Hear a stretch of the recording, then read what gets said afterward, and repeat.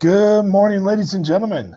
This is Ben Keyser with Applied Flow Technology, and I would like to thank all of you for joining us this morning. And I hope that everything is going well in your neck of the woods, wherever you are around the world. Hope that the weather is nice and that you're having a great start to your week. We have our Thanksgiving holiday in the United States this week on Thursday, and the AFT office is closed, and a lot of offices are closed on Friday as well. And so a lot of people end up taking the whole week off anyway. But we are still here, and AFT will be open until through Wednesday, and then we'll be off for the Thanksgiving holiday and then back at it next week. Anyway, I'm excited to talk to you today about how to perform a Waterhammer analysis. All of our software products are very user-friendly and easy to work with, but when it comes to doing Waterhammer, it's very much of a black art. It's a gray area. There's a lot of room for interpretation of results, and with Waterhammer, it's difficult because oftentimes you're not going to be able to put a box around a single answer. And so it takes some very careful interpretation. And what I want to talk about today is how you can use the various features in Impulse effectively so that you can do a better job at analyzing your results and analyzing them in an easier fashion. So that's what we're going to focus on. This webinar is being recorded, and so if you are not able to listen in live, or if you have to head out all of a sudden, don't worry at all. The webinar will be recorded. You'll be sent a link so you can watch the recording later on, and they can just start off where you left off at. So anyway, I'm going to go ahead and get started. I don't have a lot of content in the slides today. That's why they're not being shared, because pretty much everything I'm showing you is all inside of our software itself. Before I jump into the content of Impulse, I want to talk about a couple more Impulse webinars that are upcoming and previous ones that we already had. Back in October and early of this month, we did several webinars on AFT Impulse. We did a introduction to AFT Impulse at the beginning of October, followed by a webinar on how to mitigate surge issues. We did a pulsation control webinar with the Impulse PFA module a couple weeks ago. And each of those three webinars can be found on our AFT library. If you don't know how to get to our AFT library, it's really easy. You just go to aft.com. Make sure you get the no typos in there. And once you get to aft.com, you can go to webinars and then webinar library. And this is where you can find our webinar library, except for some reason it's not working for me right now. So I apologize for that. I will take a look into what's going on, and that will be fixed very quickly here today. But that's where you go to find our webinar library. We also have another upcoming webinar on Impulse on cavitation modeling.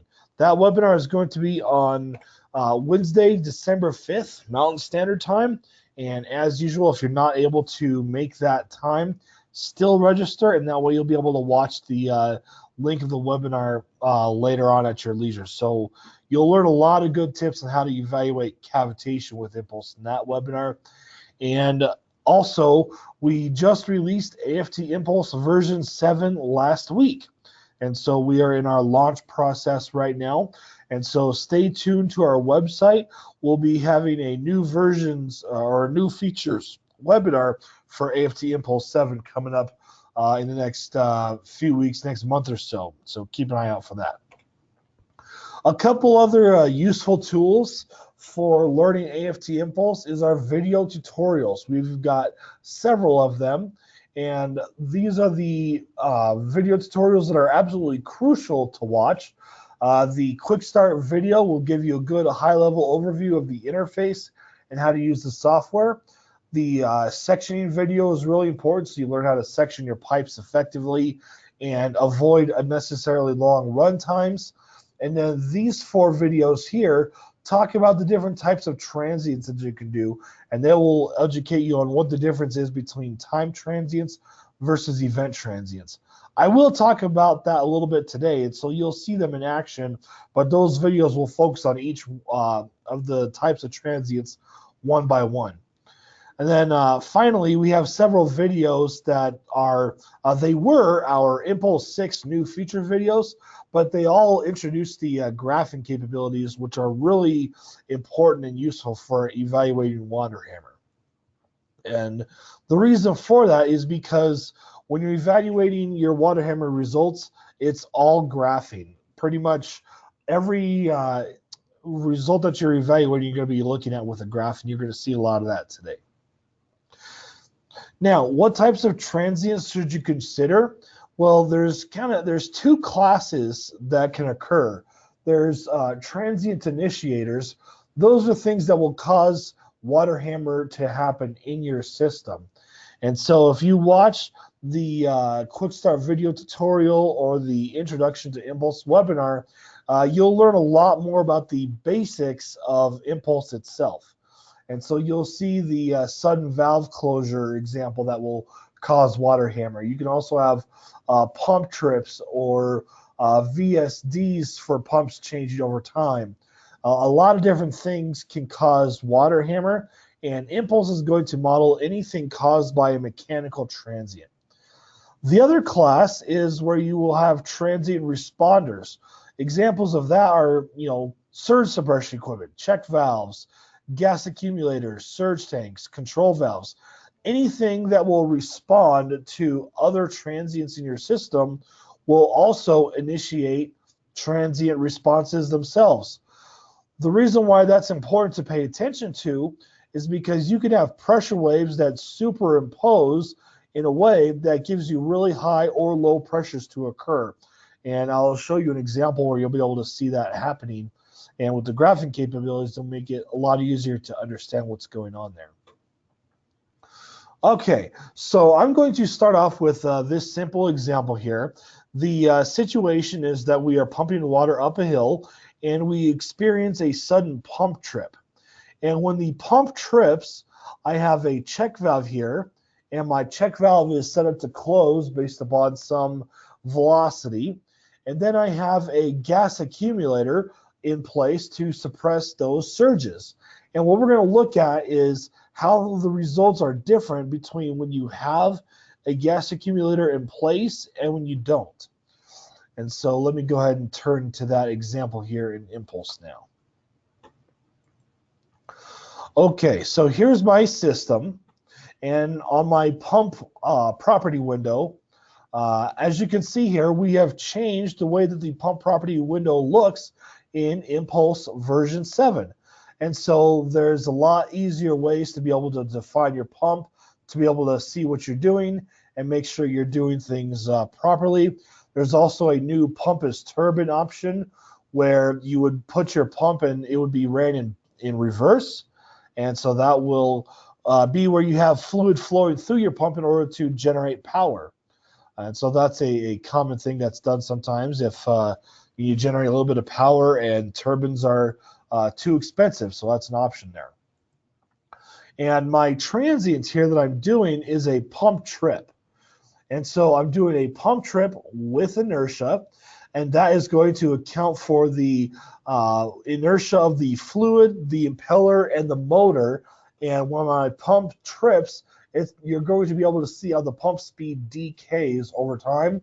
And that's going to happen at the very beginning of the simulation. So the event time is going to be time absolute, and that's going to be at 0 seconds. So once the simulation starts, that pump trips immediately.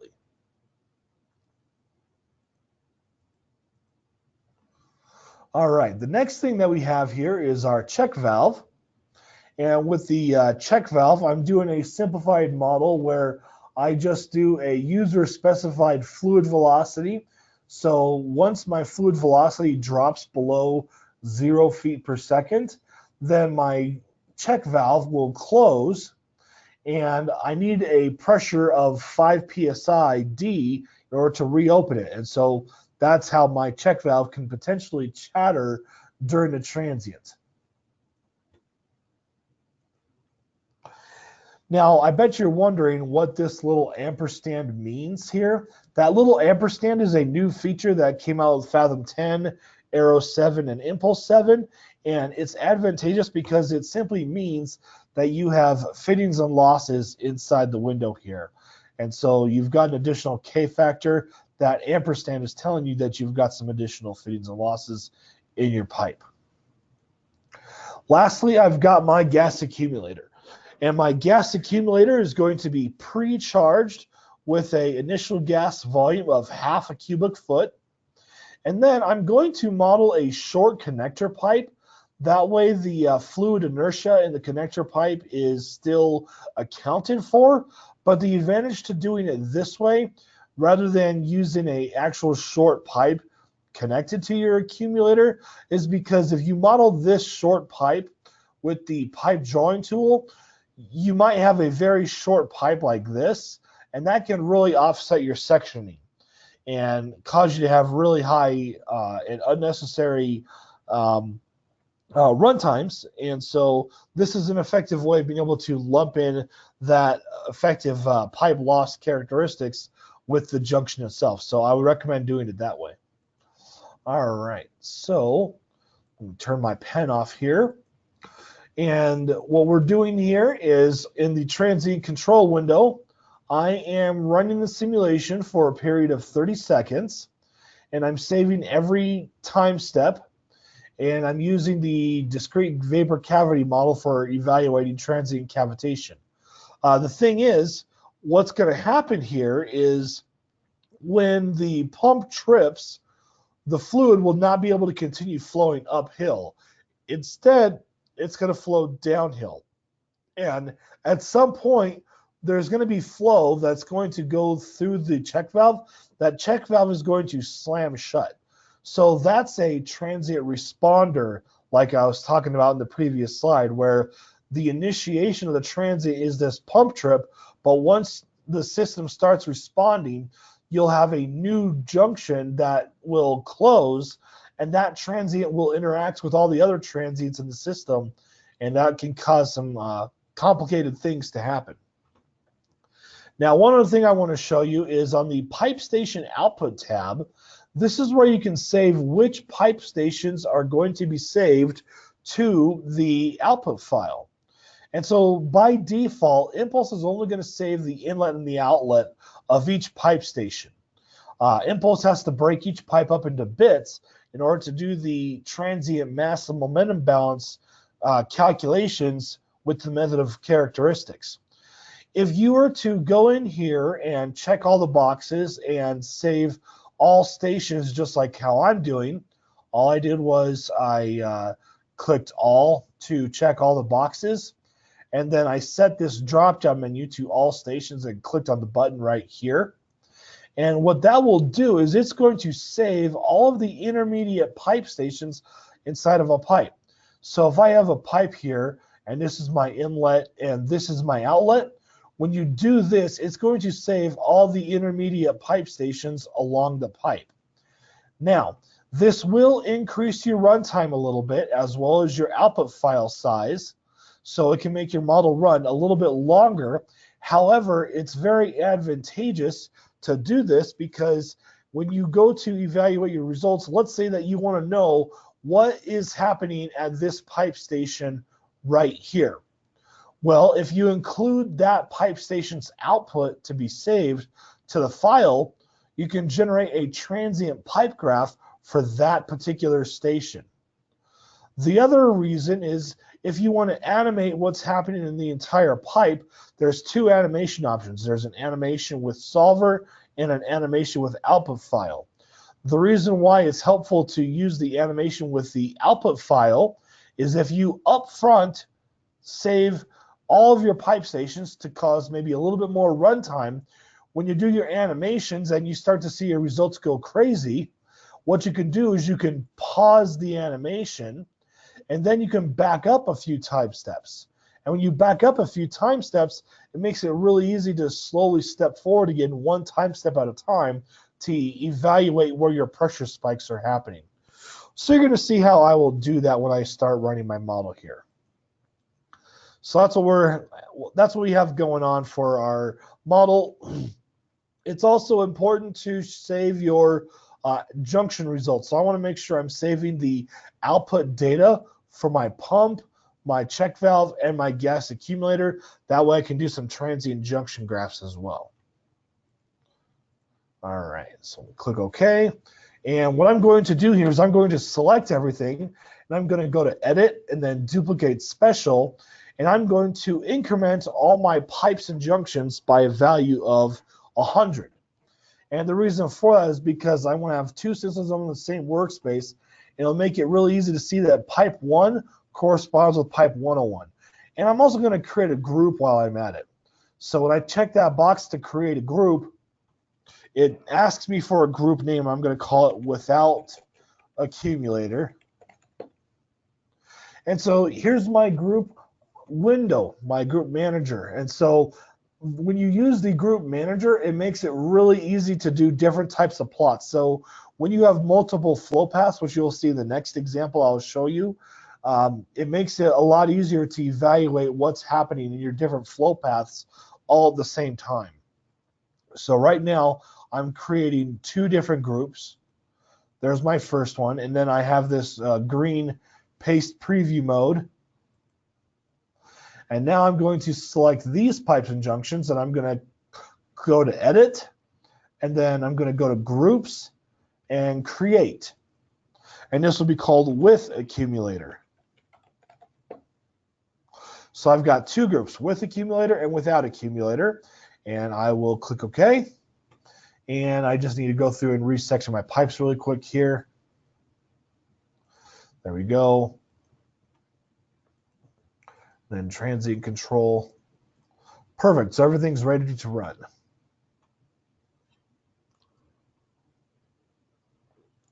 Okay.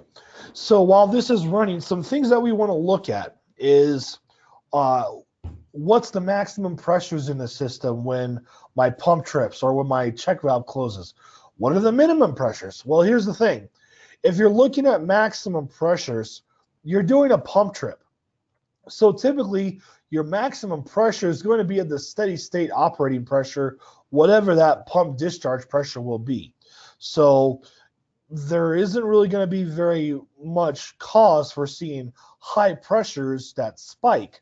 But you could have this check valve that closes. And when that check valve closes, you'll see a pressure spike there. So maybe that might be your maximum pressure. Maybe you have cavitation. If you have cavitation, you might have higher pressure spikes as well. It's like balloons popping inside of your piping system. You don't want that to happen. So now that we have some results, let's go ahead and take a look at what's going on here. Save my model file here really quick. All right, so let's break this down step by step. This is the first window that you would see when you go to evaluate your results. And what we have here is three sections. We have a general section, a piping section, and a junction section, okay? So if you focus in on this here, the default tab that's shown first in the piping section is your transient maximum and minimum results. So what it's going to do is this is going to tell you for every single pipe what the maximum pressure is, when that pressure occurs, and what pipe station. So that's the information that it's giving you there. It also catalogs the minimum pressures, volumetric flow rates. If I scroll over to the right a little bit further here, let me turn off my drawing here. So you also have some other parameters like your vapor volume or your max vapor volume. And so that will tell you if you have cavitation going on anywhere in your system. So that's what is cataloged in the transient max minimum tab.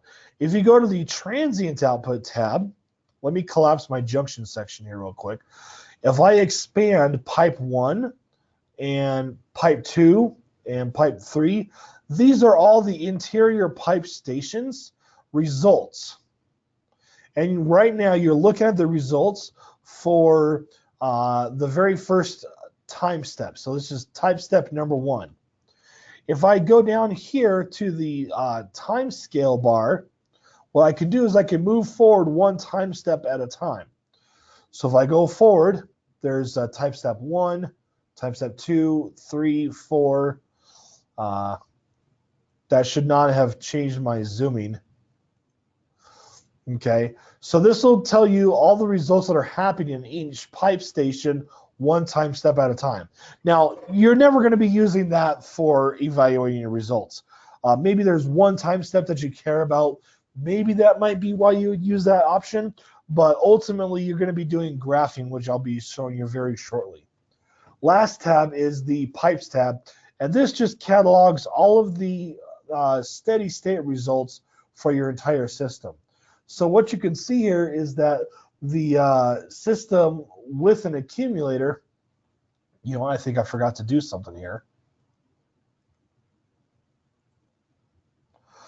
What I need to do is I need to actually take this gas accumulator and I need to ignore it. So if I want to simulate this system on the bottom being without an accumulator, I forgot one step that I need to do. So I'll go to the optional tab. I'm going to ignore the accumulator. So what this does is it puts the physical accumulator right here, but all it is a connector pipe, like a branch junction. So you're not going to see any responses happening because of that gas accumulator. So I'm ignoring it. That way we can see what's going to happen with an accumulator versus without an accumulator. All right, let me rerun my model here. So the last thing I was showing you was the pipes tab, and that catalogs all of the steady state pipe results that you could look at. So whenever you do a Waterhammer analysis, it's always good to see what the steady state operation is doing, just to see if you have any issues during the steady state. There's also a steady state junction results area in the bottom section, but the thing is, we only have the steady state. We don't show the junction transients because you're not going to look at your results that way. You're going to use the graph results window for evaluating the results there. All right. So here, what we have is my two systems, and in my system that has the gas accumulator, if you compare the maximum pressures, they are less than the pressures that do not have a gas accumulator. So that's the first thing that you would probably look at is what's the maximum pressure, and that would answer your question. However, you can't stop there because you need to figure out when do these maximum pressures happen. So we'll look at that in a sec. Again, the junction results, these are just all the steady state results for all the junctions. And I've got that moved down to the bottom. I'm not going to focus on those results. I'm not going to focus on these results as much anymore. Now, the event messages tabs are really useful because these two tabs will tell you when certain events are happening. And it catalogs them by junction or by time. So let's say that you have a check valve and you have a whole bunch of check valve chattering. Using the event messages by junction makes it really easy to see which junctions are chattering and which ones are not. The other tab is to do event messages by time. This catalogs all the events that are happening in chronological order. So as you can see here, my two pumps trip at the beginning of the simulation. And then this tells me when my two check valves close. And you can see that they also start to reopen a little bit later. And so there's a little bit of chatter there. So the event messages are really useful for seeing when things happen. Now, did you know that if you go back to the workspace, you can actually create a transient graph from the workspace itself? What I can do is I can right-click on any pipe or any junction. Let's start with a junction. Let's see what the let's start with the check valve. I'm going to right-click on my check valve here, and I'm going to do a transient junction graph for the check valve CV. The reason why this is useful is because when I go to my graph results window, it saves me from having to create that graph from scratch. So I don't have to click on the plus sign. There's 3 different types of graphs. There's transient pipe graphs. That's where you would be generating a graph for a certain pipe station in your pipe. And then these are transient junction results, and then there's the profile plot. So if I wanted to regenerate that same transient junction graph, I can double click on the check valve junctions, both of them, and I can choose a parameter to plot, and then I can regenerate it. Now this is showing 2 rather than just 1 because I only selected 1 check valve on this workspace.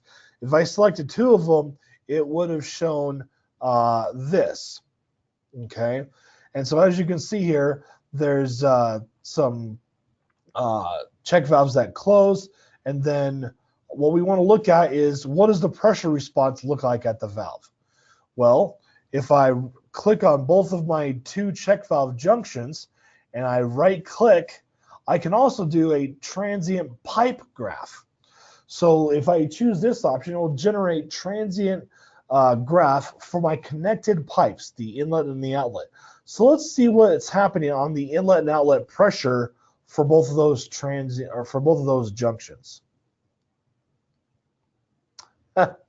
And that's a lot of information. There's 4 separate graphs. So let's break this down. We'll look at it one by one. So pipe 2, station 1, and pipe 102, station 1, that is right at the inlet of the check valve.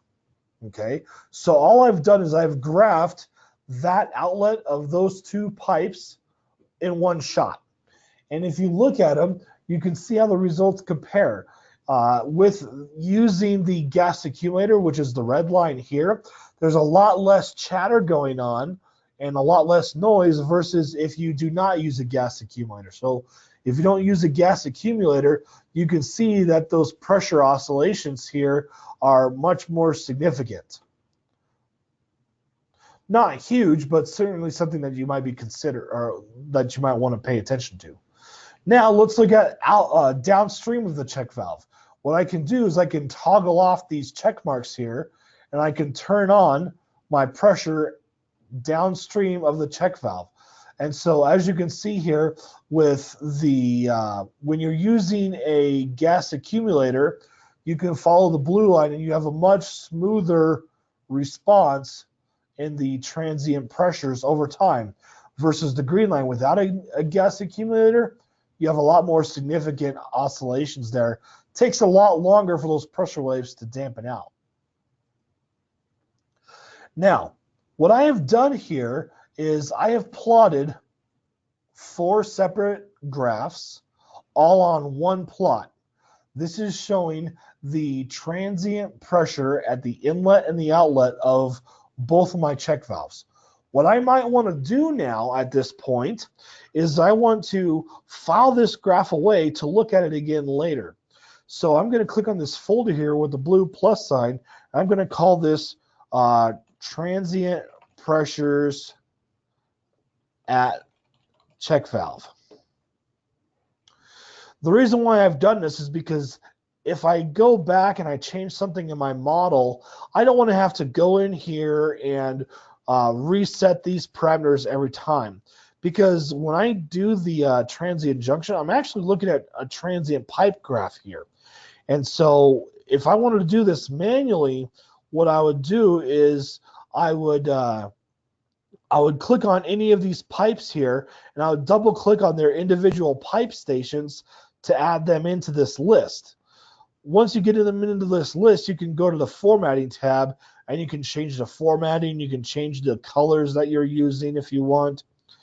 But ultimately, you don't want to have to go back in and reset these parameters every single time. But there is another reason. The other reason is because when you're doing transients, there's a lot of stuff to look at the same time. So here, what I might want to look at is my check valve CV profile as well. So I'm going to file this away, check valve CV profile. So now I have 2 graph list items on my graph list manager. Next thing I'm going to do is I'm going to click on both of the pumps, and I'm going to do my transient junction graph for the pump speed. Now, as you can see here, my pump speed decays in just about the same way for both systems. So even when I use a gas accumulator in one system and not the other, it doesn't really change how my pump speed decays over time. So what I might want to do here is create a new graph folder, and I might call it pump speed decay, because in this folder, maybe I only want to look at this graph once in a while. So I'll call this pump speed versus time. So I've got two graph folders, and I've got two graphs in my first one and one graph in the second one. Now what I'm going to do next is I'm going to use my profile or my groups. I'm going to plot the transient pressures as an animation in both systems. So that's why I had to go in here and I had to create my groups. Okay, so if I go to graph results now, what I'll do is I'm going to click on the My Graphs folder, and then I'm going to create a new graph tab, and then for profile, I'm going to click on this drop-down menu right here to use plot multiple paths using groups. So you can see how that changes. So I'm going to look at both flow paths together at the same time. And what I want to do is I want to look at the output animation. Sometimes you might want to show your maximum and minimum pressures there. Maybe you might want to cross-plot your steady state results or your design alerts. But for right now, just to keep things simple, I'm only going to look at the animation of the pressure over time. And I'm also going to add the volumetric flow rate, so that way you can see how the flow changes over time as well. All right, so I'm going to go ahead and generate this graph. So I've got two different profile plots here. I've got my pressure at the top and my volumetric flow rate at the bottom. Let's say I want to look at pressures in terms of PSIA and a different set of units. What I can do here is I can click on my top graph right here in the first row. I can add another parameter on. So I'm going to select that bottom parameter and move him up one. And once I select that row, what you would do is click on the button right here that would indent it to the right. So if you indent that graph to the right, what it will do is it will be the same parameter that you're graphing, but different units. So when I replot this here, it creates a secondary y-axis for me. So this is called same parameter, different units. And so that's why you only see the two lines there. Let me erase my drawings and turn on my labels. So if you click on this button right here to show junction locations, that will identify where all of your junctions are throughout your system. That way you don't have to guess and try and figure out where things are. And lastly, I'm going to file this away in my Graph List Manager. I'll call this pressure and flow animation. Now what I want to do is I want to select this graph item, and I'm going to move him up to the top, and you'll see why. Because what I'm going to do is, instead of looking at all of these graphs in individual separate tabs, all you need to do is just double click on each of these graph list items, and you can look at them together. This makes it really easy to evaluate what's going on in your system by looking at the graphs in this different way. However, there's an easier way. So what I'm going to do is I'm going to right click on the My Graphs folder, and I'm going to plot everything in the same tab. This is why I created a separate folder for my pump speed.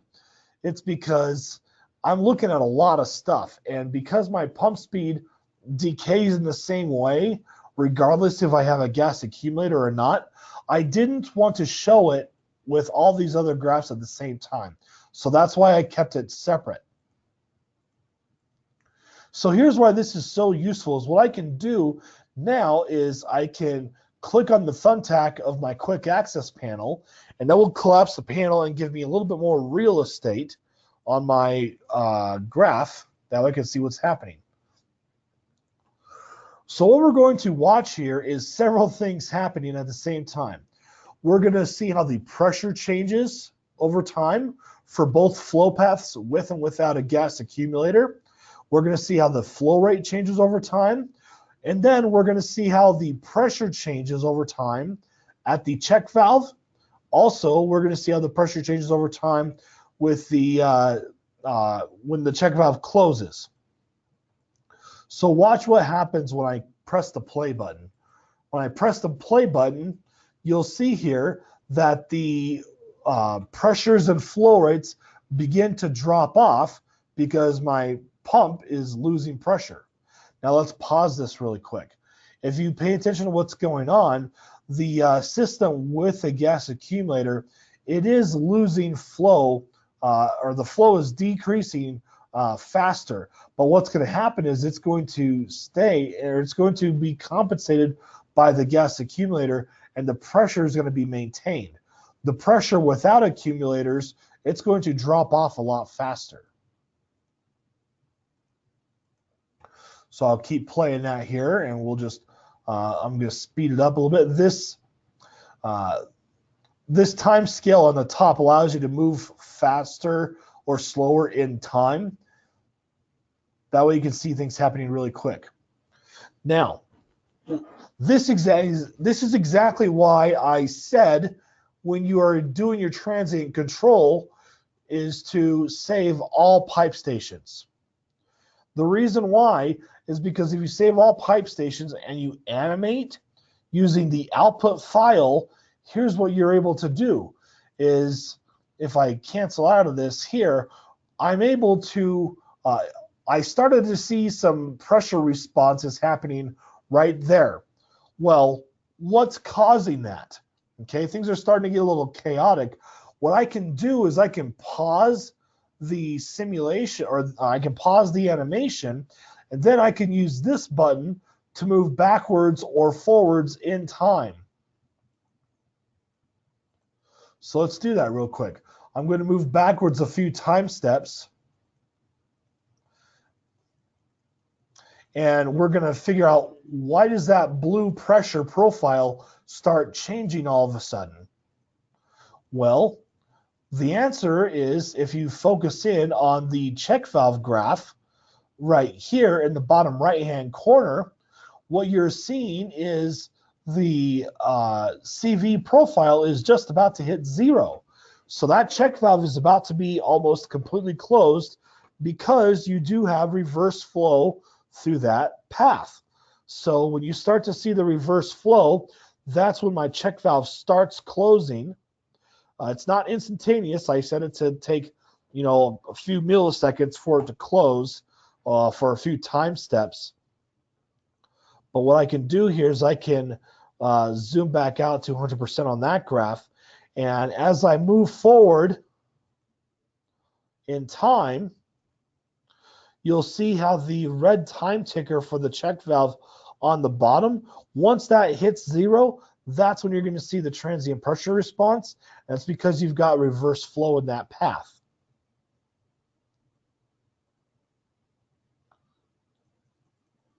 So I keep moving forward, and bam, right there. So this is at the time where my check valve is now completely closed, and I can see the associated pressure response in the upper blue line on the pressure profile. Now, here's the thing. My gas accumulator right here is absorbing those pressure waves. That's why you're only seeing the pressure reflect between the check valve and the gas accumulator. So let's keep marching forward here in time so you can see how that pressure responds. You can also see how the pressure changes at the connected pipes at your check valve as well. And so what I can do is on this graph, I can turn on my rangefinder, And my rangefinder is where you can zoom in on a portion of your x-axis. I can also hide my legend by right-clicking on the legend, and that way it's not shown. So now when I click on play, let me go to default speed. You can see how things change over time.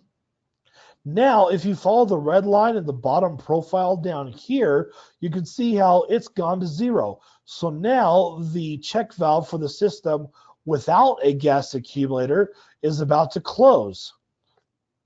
So if we let that keep going forward, eventually we're going to see the transient response in the red line on the top, and it's going to be much more severe. So here, my red time ticker, it's almost closed. Pay attention to what happens in this red line right down there. It's just to be about closed. Just a couple more time steps. And there it is. So look at that.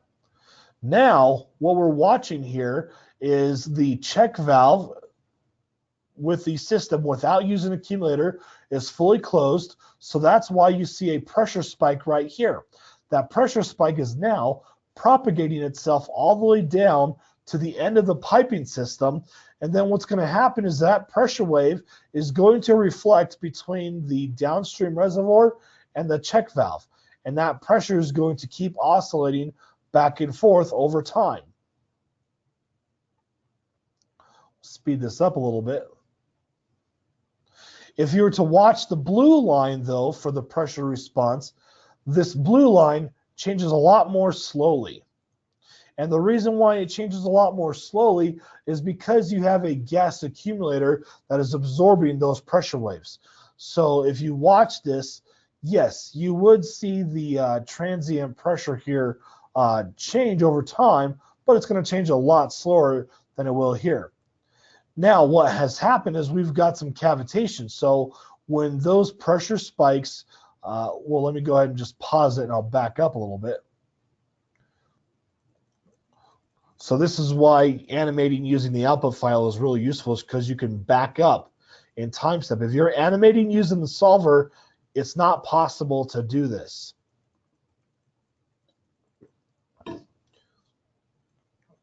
Okay, so what's happened here is the pressure wave was coming back and it hits the reservoir, and then when that pressure wave reflects, it reflects negatively, and so you have low pressure in that line. So when that low pressure drops, you're going to have cavitation potentially, and then when you have cavitation, those vapor volumes will collapse. That's what causes the chaotic behavior that you see with all that popcorning down there.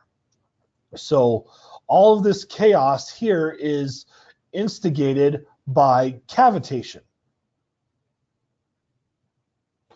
And then you can evaluate that much deeper in itself, and that's what I'm going to talk about in my next webinar on December 5th, is how to evaluate the cavitation. It's not going to be in this exact model, but you'll learn the techniques that you can use to determine, are the pressure spikes when you cavitate realistic or not? All right, so that's about all I wanted to show you with this example. If you want to see how the pressure and the volume change inside the gas accumulator, you can look at that as well. So if I go to my graph results window, I can create a new graph tab, and then I can refly out my graph list manager, and I'm going to do a transient junction graph. I'm going to take off my check valves and put my gas accumulator there. I'm going to look at my gas accumulator volume as well as my pressure and my inflow.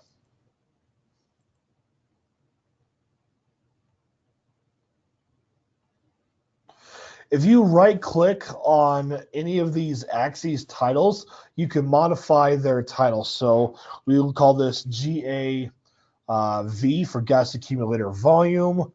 And then we'll call this GAP for gas accumulator pressure. And then we'll call this GAM dot for a gas accumulator flow rate. So here you can see how the flow rate inside the accumulator changes over time. So when that when the system starts changing, flow leaves the accumulator and then it starts to come back in, and then it oscillates right here at 0 a little bit.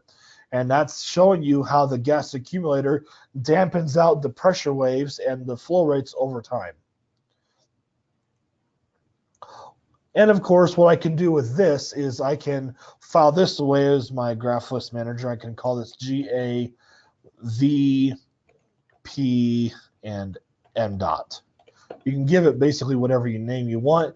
Now, I don't want this graph to be here in my top My Graphs folder, so all you need to do is select the graph and then just move it down, like so. Or you can select the graph list item and then use the blue up or down arrows to move it up and down accordingly. A couple other things that you can do is you can copy this image by clicking on this button. That way you can paste the image into your report. You can also show the data. So here's a couple of unique things that you can do when you show the data. Is I can expand it, and let's say I want to find out what's the maximum gas volume that I experience. I can right click on the data. I can do find maximum. And so what that will do is it's going to find the maximum volume for me. The next thing that you can do with this is you can right click on that bubble and you can convert it to an annotation. That way, whenever you do this graph here, you'll see that annotation show up. That way, if you copy this and take a picture of it, you can have these different annotations being highlighted. Maybe you want to do another annotation for something else. You can create an annotation and call it something. And I don't know where that went, but that's what you can do with showing the data. So you can right click, you can copy your data, you can paste it into Excel, a lot of different things that you can do with that. If you click on this crosshair, the crosshair will, as you move along the data points, it will show you what the parameter, or it'll show you how the parameter is changing over time where you are close to any of those data points. But here's another thing, is if you look at the pink crosshairs on the left-hand side and the bottom, you can see what the X and Y values are. And so that way, maybe you don't want to see what the, maybe you don't care about a particular data point, but maybe you want to see where I put my mouse, what's the X and Y values. And that way you can see what your exact X and Y values are wherever you put your mouse. All right, let me go ahead and transition to another model.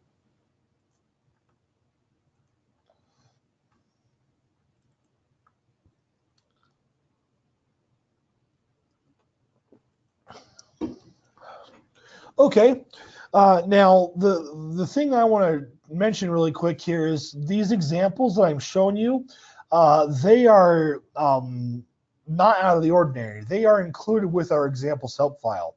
So if you're in Impulse and you go to help and then show examples and then pick your favorite units, this is where you can find our example, all of our walkthrough tutorials. So the first one that I showed you was the pump trip of the accumulator. Now, this system here is just slightly different than the one I showed you. The reason why is because what I did was I put a physical check valve junction in this path right here. The example has you use a check valve on the pump, and it teaches you about how to do that. The reason why I did it my way is because I wanted to be able to see if there's a little bit of flow going backwards through the pump. That way I could do a 4-quadrant model, and I didn't want my check valve to open and close instantaneously. So that's why I used a check valve junction, so I could say how long it takes for my check valve to open and close. The next one I'm going to show you here is the pump startup with event transients. That's this example here, and as you can see, I have a few different scenarios. The different scenarios that the example has you do is a 2-pump start, a 1-pump start, and then a one pump start with one pump already running. So the tutorial example will walk you through how to build this model from scratch and how to set up the transients. Let's say somebody else is using your impulse license and you can't get in there. Well, what you can do is you can still access that help file on your computer without actually having to be in the software. So what you would do is go to where the software is installed, which would typically be on your C drive. So if I go to the C drive, AFT products, AFT impulse, and then examples, here's where you can find the help file itself. You can open that up directly, and then these are all the model files that go with it. And so the model files, you can open those up, and it will show you how we build the model. That way you can see how we've done it, and you can compare it to how you've done it.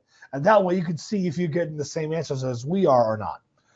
What I want to mention is never open up any of these examples from this folder.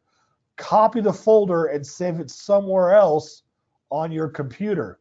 The reason why is because if you open these up, you could potentially be changing the answers in the back of the book. You don't want to do that. All right, back to the model. So here I have slightly modified this.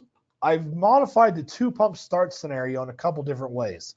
One thing that I've done is in my analysis, my simulation, these pumps are initially off with flow through. Now, you would use this if you're doing a centrifugal pump. If you're doing a centrifugal pump, you would use pump off with flow through, and then you would have a downstream valve that you would close. And so when that downstream valve is closed, as you can see by the X here, it means that you have a special condition, which is set on the optional tab and special condition. You would not have any flow through the path, okay?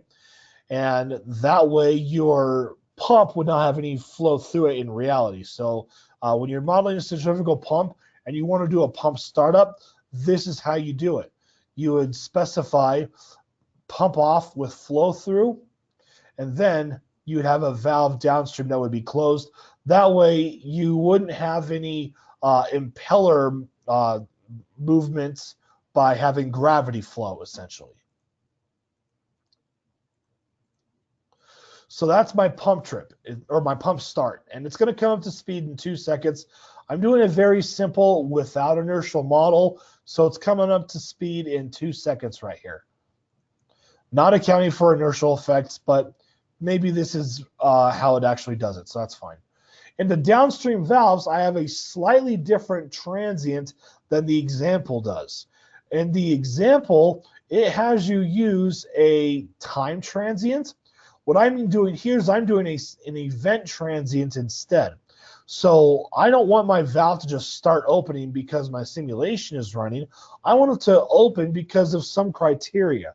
So I have set some criteria to where I want my valve to open when the pump speed gets to be greater than or equal to 30%. So when the pump here gets to be greater than 30% speed, that's when this valve is going to open up in that fashion. So that's what's called an event transient. For this criteria to happen, you have to meet those parameters in the results. Also, in the optional tab, that valve is closed. I have a very similar transient for this valve, but it's linking to this pump instead of the top one. And then last but not least, I have this valve right here, which leads to another process tank.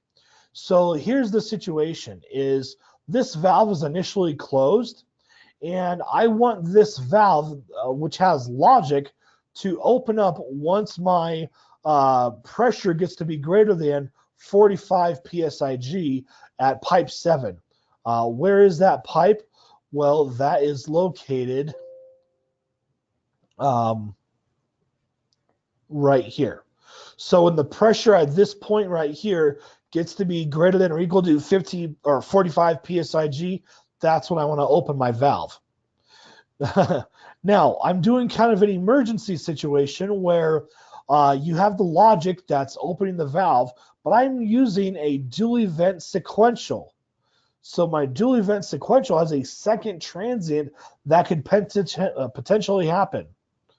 So what I'm doing here on my second event is I'm saying, oh no, 5 seconds into the simulation, that valve needs to be closed. So at 5 seconds into the simulation, that valve is going to close linearly because of some sort of emergency reason.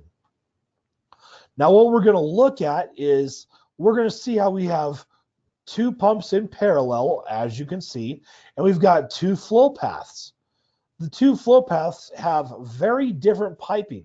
The piping in the upper path obviously does not match the bottom path, and we're going to see how the pressure waves can potentially superimpose. So you might see a pressure wave travel and then reflect, and then if you have a wave that's reflecting back from this tank, and if those 2 high pressure waves meet at the same time, you can have a really large pressure surge.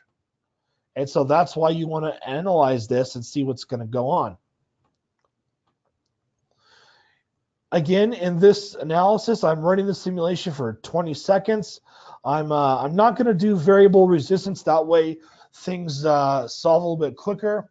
And then I'm saving all my pipe stations and my junction transient results.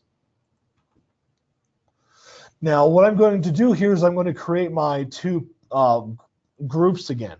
So I'm going to select that flow path and go to groups, create. I'm going to call this path through pump 1 to tank 2.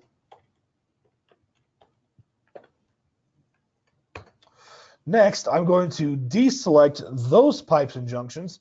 I'm going to select these pipes and junctions and go to edit and then groups and then create. I'll call this path through pump 1 to tank number 1.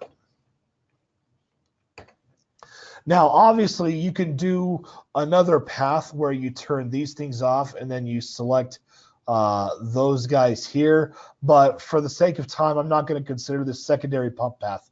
It's just going to be on like normal. So now let me run my model and get some results here.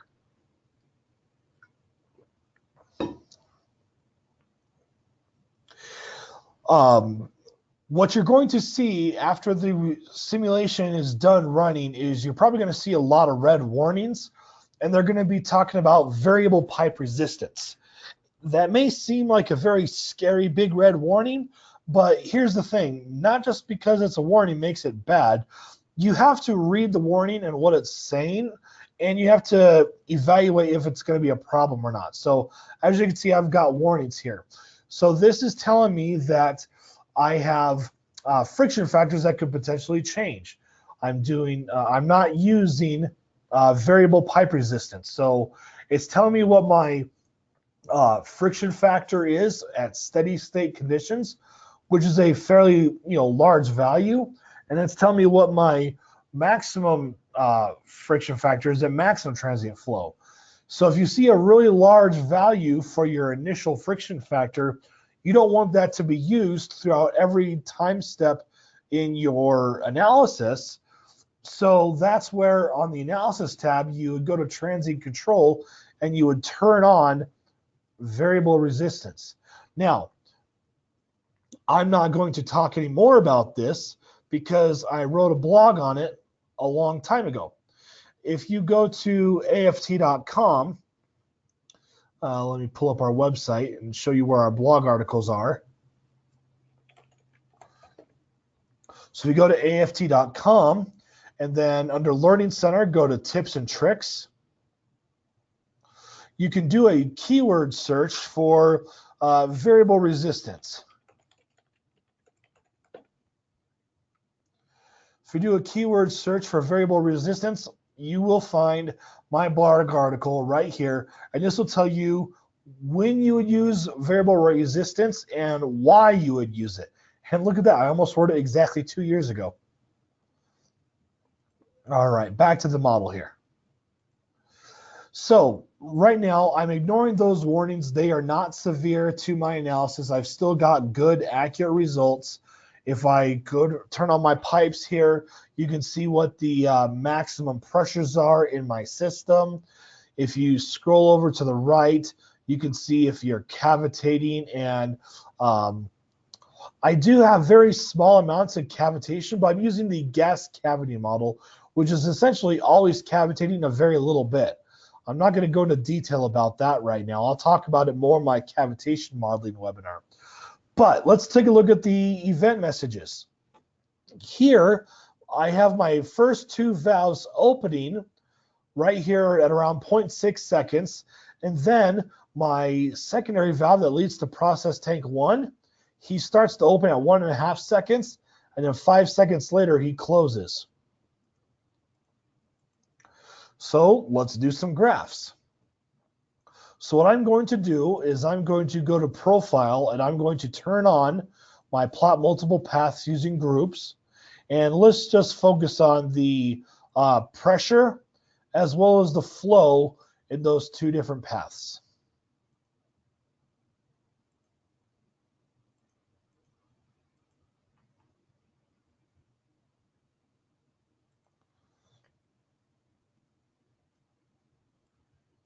You can move your legends around wherever you want and stuff. And so the red line is through pump 1 to the bottom tank, and then the blue line is to the top tank.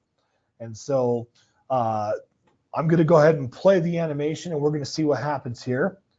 So my animation has begun. My pumps have started to come online. And so they're ramping up their speeds a little bit.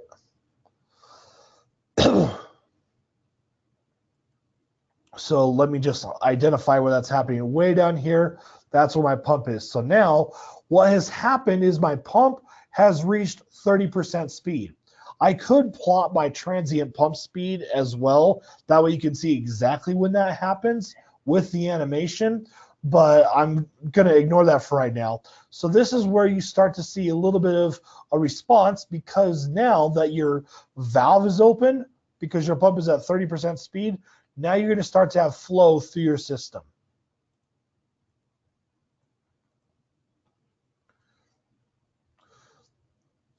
So we got our two paths rising in pressure. Now, as you can see, the red line here, this system is leading to tank number 2, which is my bottom tank.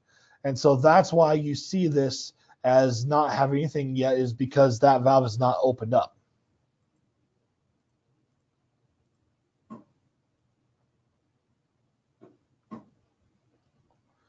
And so the pumps just keep coming up to speed. And then once my pressure reaches 45 psig, then there's going to be flow through that secondary path. And so now you see it on the blue line on the bottom tab down here, you now have flow going into your tank 1. Now we're at 3 seconds. We're about to get to 5 seconds, and we're going to see what happens. Because I've got a really fast valve closure, which is going to occur right here. You can see what that does to the pressure and the flow rate.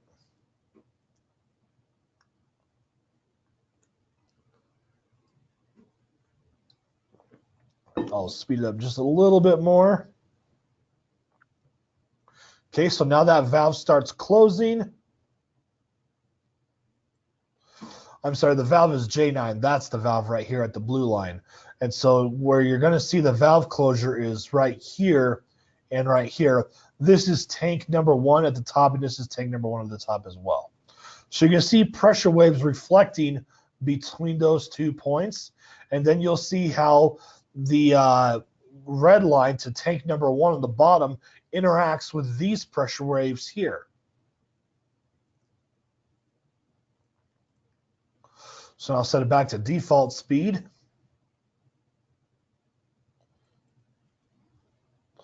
And so now the valve is closing, and it's fully closed. Now look at this. You are now cavitating downstream of the valve to tank number 1 at the top. And so that's going to start causing a lot of chaotic behavior. What you might want to consider doing is maybe putting some sort of surge suppression device in that line. Perhaps a gas accumulator. That could maybe help dampen out some of those pressure surges that you're about to see.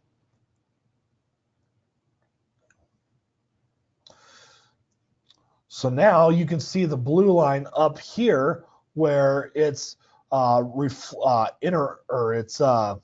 reflecting because of that closed valve, but the flow also is going to interact with the red line flow. So here, when it's going to tank number 1, look at that. You're dropping down to vapor pressure, and then you start to cavitate. And so when this comes back up, you're going to see how it will interact with the pressure waves at the top.